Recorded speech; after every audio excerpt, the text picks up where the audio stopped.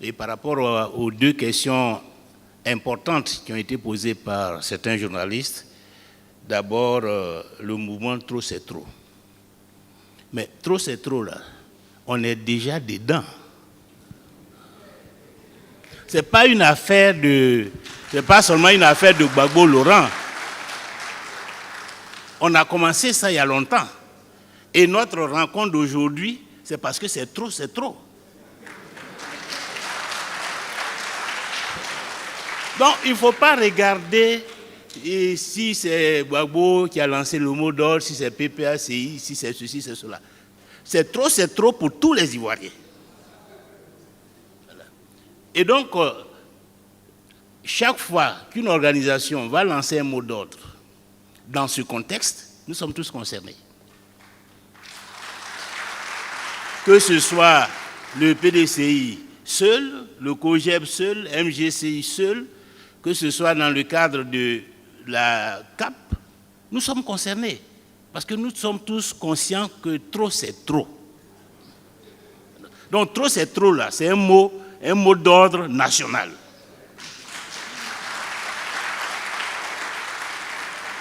Et tout ce que nous entreprenons, nous le faisons parce que trop, c'est trop.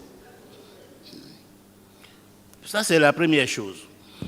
Mais c'est une question qui rejoint aussi des préoccupations qui ont été émises en ce qui concerne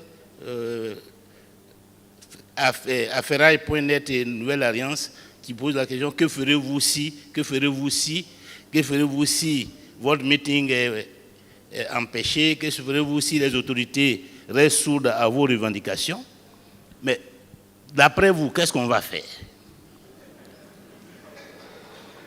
Vous pensez que parce qu'un meeting est empêché, on va aller s'asseoir et puis on va au champ? Ou bien mais on résiste, on continue, on se bat.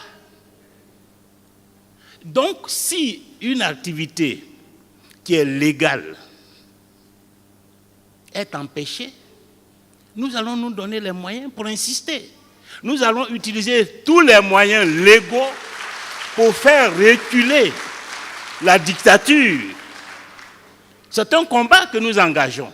Donc ne pensez pas qu'on va nous ouvrir la voie pour que nous fassions tout ce que nous avons envie de faire jusqu'à aller occuper le fauteuil présidentiel. Il y aura une résistance en face de nous. Et nous devons être prêts à combattre ces résistances au nom de la démocratie, au nom de la liberté. Donc, à partir du moment où la loi est avec nous, à partir du moment où nous savons que nous nous battons pour nos droits, nous devons être prêts à affronter toutes les résistances et à faire tomber toutes les barrières.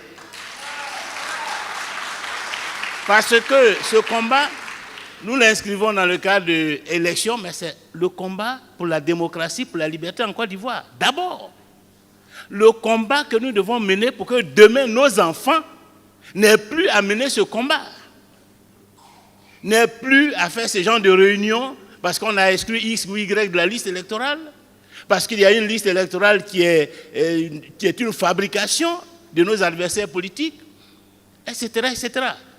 C'est un combat que nous menons depuis presque 30 ans, mais aujourd'hui, nous nous rendons compte que le combat n'est pas achevé. De toute façon, le combat pour la liberté, elle est permanente.